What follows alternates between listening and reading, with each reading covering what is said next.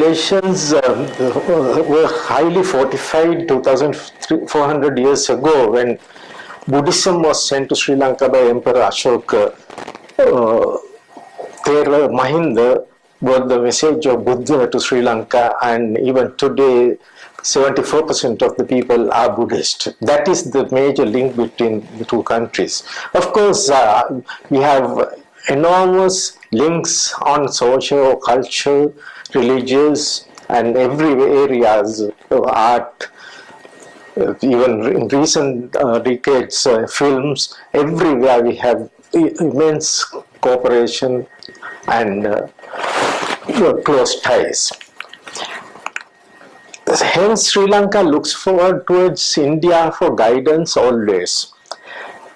That's why the way back in 1954, when Pandit Nehru wanted to form the non-aligned movement during the Bandung summit, when the idea came up, Sri Lanka immediately supported him fully. In 1956, with Bandaranaike government forming, we became, Mrs. Bandaranaike in fact became the chairperson of the non-alignment in 1976.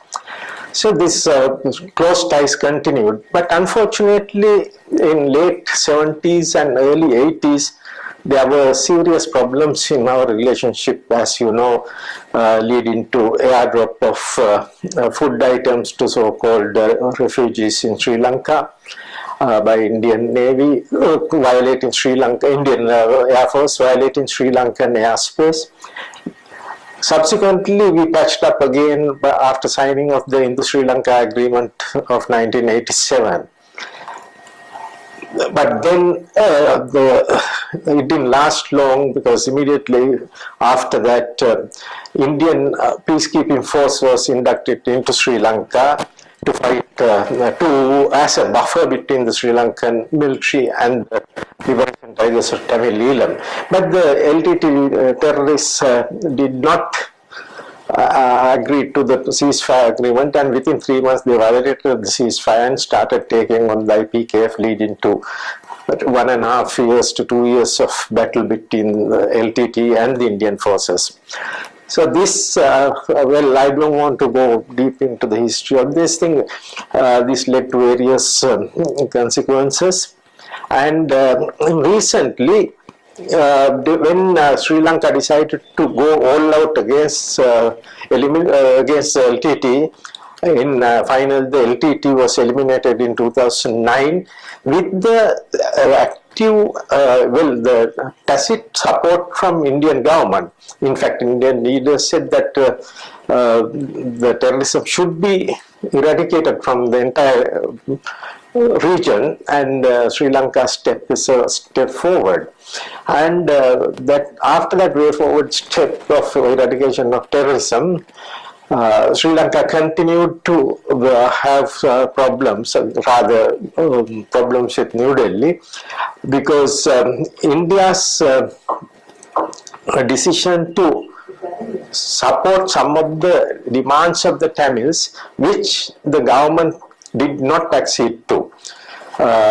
When it comes to the devolution under the Indian proposed package of the Provincial Council Bill, or rather 13th Amendment to the Constitution, most of the demands are met, but when it comes to the devolution of police and land powers, there are a few problems, because Sri Lanka, we have 9 provinces, and it is impossible for us to have 9 separate provincial police forces. So government said that police powers could not be given to the Provincial Council of the North or East. Northern Provincial Council was established in September last year after a very peaceful election, where Tamil National Alliance, headed by the former Supreme Court Judge C.V. Vigneswaran, was elected Chief Minister. Now we have a democratic elected group, so it is possible for us to discuss further on the devolution and strengthen the process of reconciliation.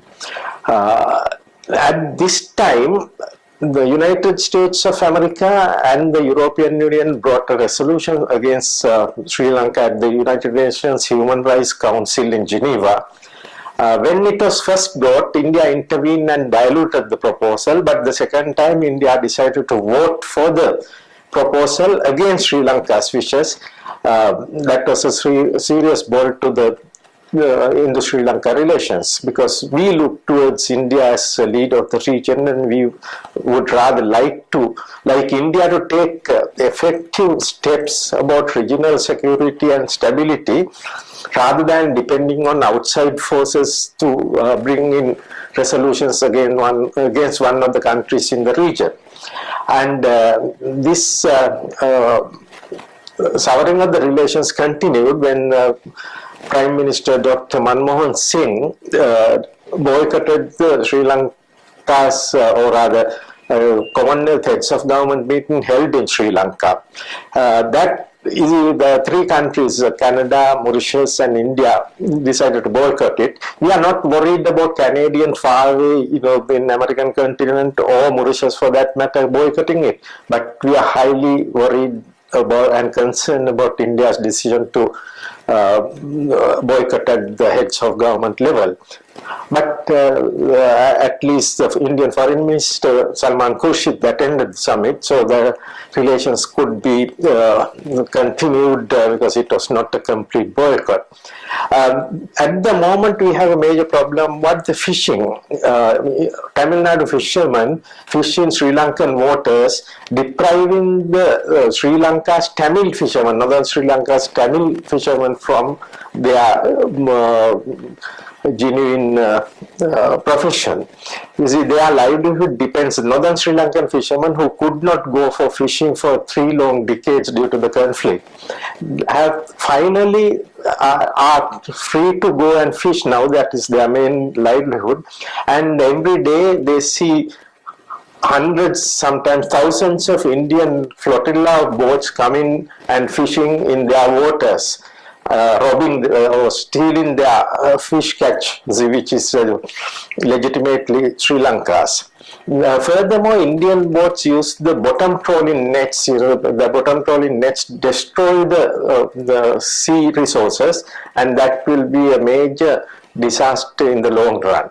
So we have to come to some sort of solution in this, and Sri Lankan government proposed joint petroleum, but so far, due to the Tamil Nadu pressures, Indian government has not agreed to that. But this all can be resolved because we look towards India as our friend and guide. So what is essential is the continuation of the dialogue between the two nations. Thank you.